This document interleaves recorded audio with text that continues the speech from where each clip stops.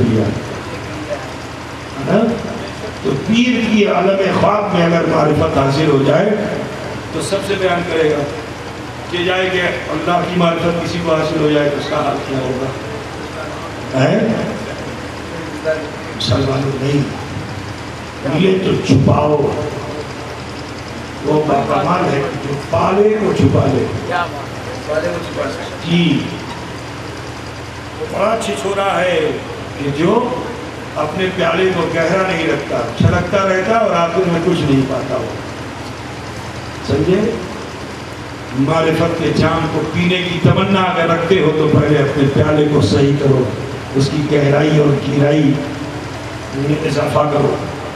اور یہ عمل سے ہوتا ہے, ٹھونک بجانے سے ہوتا ہے, ذکر کی ضرب لگانے سے ہوتا ہے, اصلاح ہوتی ہے. جب ایسا کرو گے تو پیالہ ایسا ہو جائے گا, ایسا ہو جائے گا. اب جتنی معرفت آتی چلی جائے گی پیالے کی گہرائی بڑھتی چلی. رسول پاک ارشاد فرماتے ہیں وما عرفنا حق معرفتی کا الا, جیسے مجھے تجھے دیکھنا چاہیے تھا. اللہ فرمائے ما زاغ البصر وما طغى, آنکھ سے دیکھ رہے ہیں. اور رسول کیا عرض کر رہے ہیں جیسا مجھ کو دیکھنا چاہیے تھا میں دیکھ نہیں سکا. یہ کیا ہے؟ یہ عاجزی ہے. اور اللہ تعالیٰ اپنے بندوں سے عاجزی چاہتا ہے. مسلمانوں, اللہ اپنے بندوں سے تواضع چاہتا ہے, عاجزی چاہتا ہے, انکساری چاہتا ہے. کبر, نخوت, نفرت, عداوت, یہ چیزیں اللہ پسند نہیں کرتا ہے. متکبرین کو اللہ تعالیٰ پسند نہیں کرتا ہے. اللہ تعالیٰ عاجزین کو پسند کرتا ہے. عاجز بنو, اپنے کو عجز و انکساری کے ساتھ پیش کرتے رہو, اللہ تمہارے درجات کو بلند کرتا ہے. یہی میں ایک مثال دے دوں. بھائی مثال کی گھر جاؤ گا آڑوی کا لنگر بھی ہے.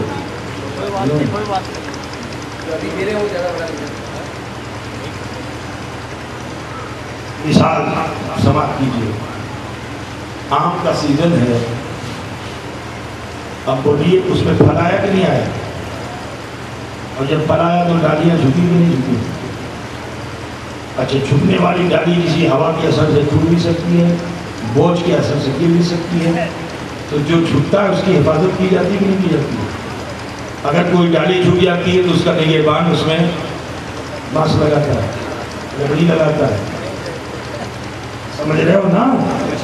تو جو جتنا جھکتا ہے اس میں اتنا ہی وزن ہوتا ہے, بے وزن نہیں ہوتا. جو چیز بے وزن ہوتی ہے وہ تو اوپر ہوتی ہے, ہوا ہو جاتی ہے. جس میں وزن ہوتا ہے وہی جھکتا ہے, جو بے وزن ہوتا ہے وہ جھکے گا نہیں.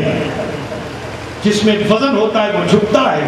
اور اگر جھکنے میں کہیں اس کی کمر کے ٹوٹنے کا اندیشہ ہوتا ہے تو وہیں پہ اس کا جو نگہبان ہوتا ہے وہ ٹیکا ٹوٹنے نہیں دیتا ہے, ٹوٹنے نہیں دیتا ہے. اللہ ہم سب کا خالق ہے, مالک ہے, وہی ہمارا نگہبان ہے.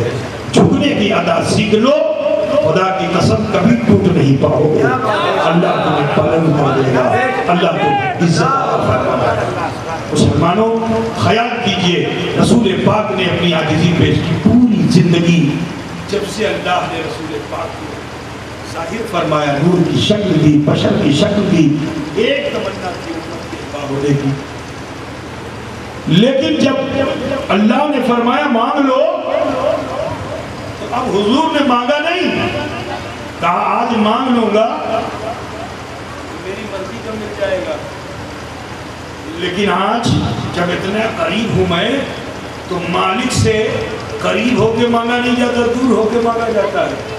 جب قریب ہو جاؤ مالک کے تو اس کی عطا پہ اپنے آپ کو پیش کر دو, اس کے کرم کو اپنی طرف متوجہ کرنے کے لیے پھر اپنی مرضی پہ نہ رہو, اس کی مرضی پہ ہو جاؤ. جب وہ کہے تم مانگتے کیا ہو تو کہہ دو کہ اے آقا طلب پہلے تھی, اب تو آپ کو دیکھ کر ساری طلب ختم ہو گئی. آپ کی جو عطا ہوگی وہ ہمارے لیے بے شمار ہوگی. آپ کا کرم ہوگا, آپ کا احسان ہوگا, وہ تمہاری طرف سے سوا تمہیں دے دیا جائے گا۔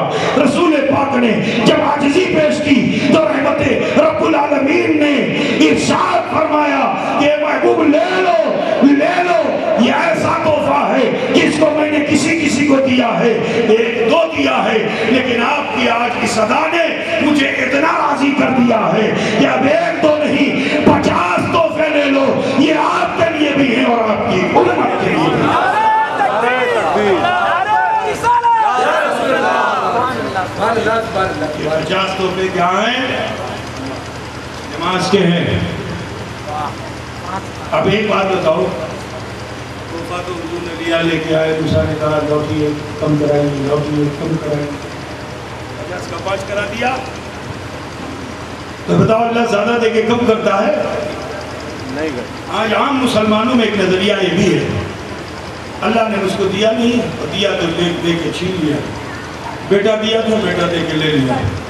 یہ بڑی جہالت ہے۔ دولت دی تھی، اللہ نے دولت چھین لی، اللہ دے کے چھینتا نہیں ہے، بڑی نادانی ہے۔ اللہ دے کے چھینتا نہیں ہے، یہ ہماری کمیاں ہیں کہ خدا کی دی ہوئی نعمتیں ہمارے ہاتھوں سے چلی جاتی ہیں، لیکن اللہ زیادہ دے کے کم نہیں کرتا۔ اللہ جب دیتا ہے تو دے دیتا ہے، وہ کم نہیں کرتا۔ ہاں اس کی قدرت یہ ہے کہ وہ پہلی بھی چیز کو سمیٹ دیتا ہے، وہ ابھی ہے، وہ باسط ہے، وہ قابض ہے، پھیلی ہوئی چیز کو دیکھ، پھیلی ہوئی چیز کو سمیٹ دے، قابض ہے رب العالمین، سمٹی ہوئی چیز کو پھیلا دے، باسط ہے رب العالمین۔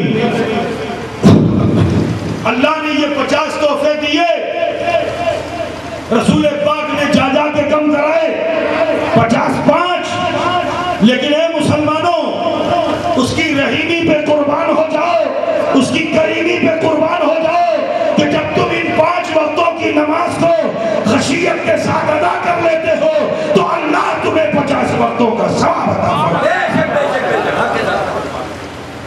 اللہ زیادہ دے کے کم نہیں کرتا ہے،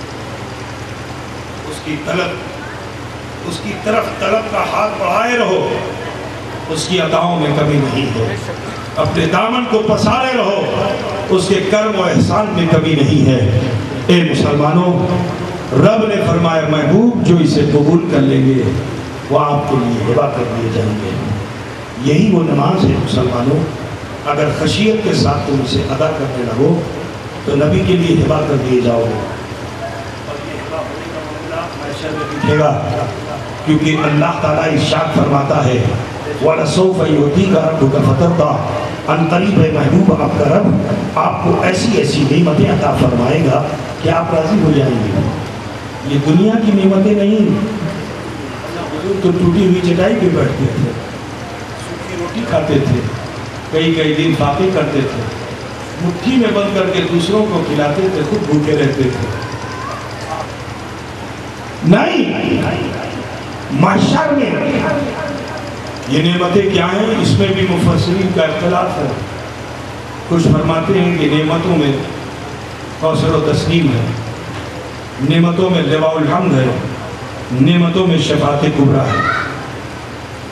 یہ تو اللہ نے پہلے ہی سے دے دیا ہے، اللہ فرماتا ہے قریب دوں گا، اِنَّا أَعْطَيْنَاكَ الْكَوْثَرَ، اے محبوب ہم نے کوثر عطا کر دی، ہم نے تو آپ کو کوثر دے دیا، جنت دے دی، مالک کونو مکہ بنا دیا۔ یہ مصطفیٰ آپ اسی دنیا میں ہیں اور آپ کو تو جہاں کا مالک بنا دیا، اب وہ کون سی نعمت ہے جو خدا دے گا؟ تو محشر میں اس آیت کریمہ کی تفسیر یہ ہے کہ محشر میں اللہ تبارک و تعالیٰ انہی مومنین کو تحفے کے طور پر پیش کرے گا، خشیت کے ساتھ بندگی کرنے والے، جو اللہ کی خشیت کے ساتھ بندگی کرنے والے ہیں، شریعت پہ زندگی گزارتے ہیں، طبیعت کو ترک کرتے ہیں، امر بالمعروف اور نہی عن المنکر پر زندگی گزارتے ہیں، تو دنیا میں ان کے اس عمل کی بنیاد پہ اللہ انہیں چھانٹے گا، چنے گا اور چن کر کے انہیں تحفہ بنائے گا اور تحفہ بنا کر رسول پاک کی بارگاہ میں پیش کرے گا۔ جب ابو بکر کو پیش کیا جائے گا ان کے ساتھ صدیقین ہوں گے تو مصطفیٰ راضی ہو جائیں گے، عمر کو پیش کیا جائے گا ساتھ میں عدل کرنے والے ہوں گے تو مصطفیٰ راضی ہو جائیں گے، عثمان کو پیش کیا جائے گا سخیوں کے جماعت جرمن کے ساتھ نبی راضی ہو جائیں گے، علی کو پیش کیا جائے گا شہیدوں کے ساتھ نبی راضی ہو جائیں گے، کیونکہ یہ وہ لوگ ہوں گے۔ عبد القادر کو ان کی غوثیت کے ساتھ پیش کیا جائے گا، معین الدین کو ان کی خواجگی کے ساتھ پیش کیا جائے گا، اور تمہارے مرشد مجتبی اشرف کو اشرف الاولیاء کے تمغے افتخار کے ساتھ پیش کیا جائے گا۔ یہ تنہا نہیں ہوں گے، ایک جماعت لے کر جائیں گے، نبی کی صفت لیے ہوئے ہوں گے، انہیں بخشوایا نہیں جائے گا بلکہ یہ بخشوانے والے ہوں گے۔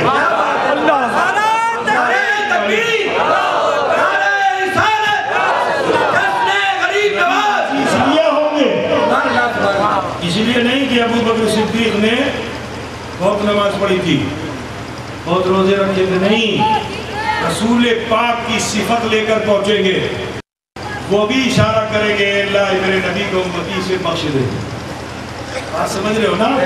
یہ بخشوانے کی صلاحیت ایک مدرسے کا طالب علم اگر حافظ کی صورت میں ہے تو وہ حافظ قرآن اللہ کی طرف سے تحفے میں نبی بھانے کی صلاحیت ایک مدرسے کا طالب علم اگر حافظ کی صورت میں ہے تو وہ حافظ قرآن اللہ کی طرف سے تحفے میں نبی کی بارگاہ میں پیش کیا جائے گا۔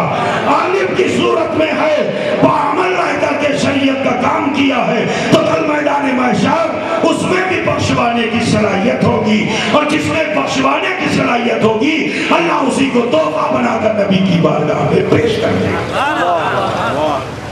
اے مسلمانوں، یہ صرف حافظ و عالم کی بات نہیں ہے، اگر آپ میں بھی کوئی ظالم ہے ظلم کو چھوڑ کر عمل کی طرف آ جائے تو خدا کی قسم اللہ اس میں بھی یہ صفت عطا فرمائے، اور یہ صفت اس میں بھی پیدا ہو جائے گی۔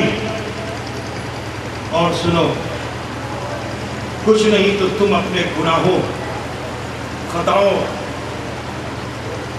اور ندامت کے آنسوؤں کو دنیا میں بہاتے رہو اور احساس خطا کرتے رہو، اللہ سے ڈرتے رہو یہاں تک کہ تمہیں موت آ جائے تو تمہیں تو اللہ بخش دے گا۔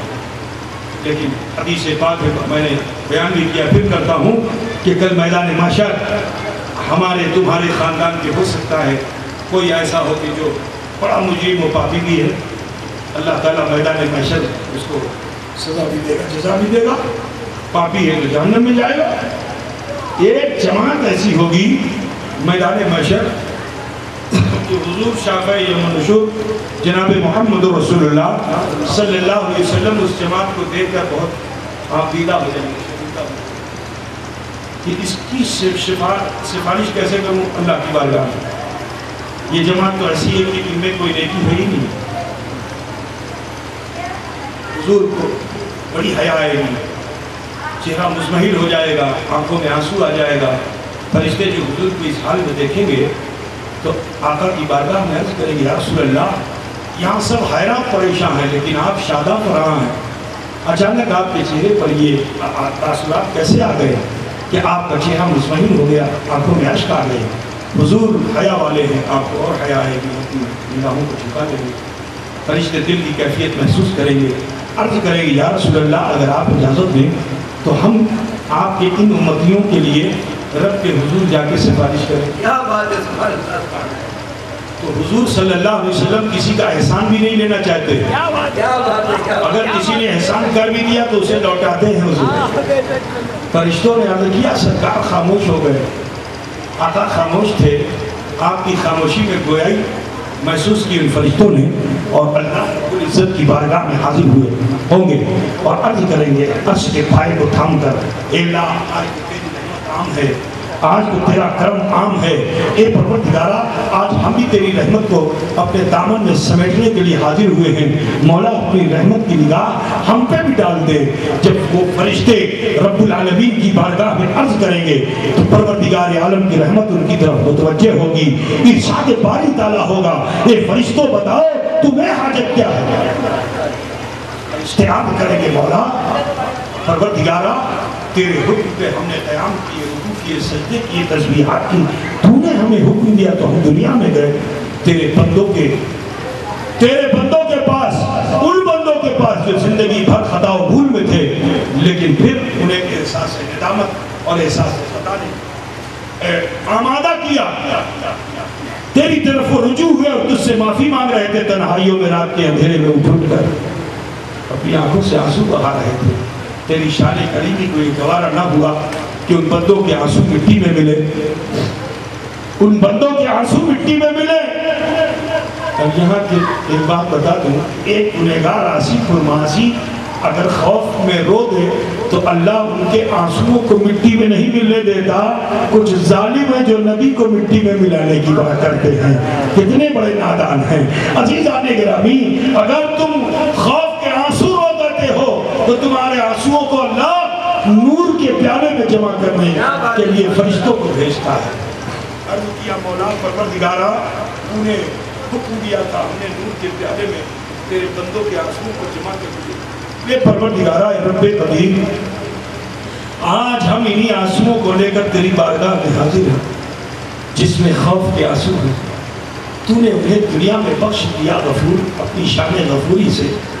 اے مولا یہ جو جماعت جہنم کے رسیوں میں جکڑی ہوئی جہنم کی طرف جا رہی ہے، یہ انہی مغفور بندوں کے رشتہ دار ہیں۔ یہ مولا یہ انہی مغفور بندوں کے رشتہ دار ہیں۔ اے پروردگارہ اے رب قدیر جب تو نے انہیں دنیا میں بخش دیا تو ان کے آنسوؤں کے وسیلے مولا انہیں بخش دے۔ رحمت حق بہانہ میں جو ہے اللہ کی رحمت بہانے تلاش کرتی ہے کہ اپنے بندوں کو کس طرح راحت دوں۔ جیسے ہی یہ عظیم فرشتوں کی طرف سے لگائی جائے گی ارشاد باری تعالیٰ ہوگا کہ اے فرشتے عذاب زنجیریں کاٹ دو جہنم کی، اب اسے جہنم مت لے جاؤ، کیونکہ میری رحمت یہ گوارا نہیں کرتی کہ میرا کوئی بندہ دنیا میں میرے خوف میں روئے اپنے گناہوں کا احساس کر کے، اور اس کے آنسو میری بارگاہ میں وسیلے کے طور پر پیش کیے جائیں اور میں اسے مسترد کر دوں۔ نہیں انہی آنسوؤں کے وسیلے میں نے ان تمام گنہگار بندوں کو معاف کر دوں۔ سلمانوں تم بھی چاہے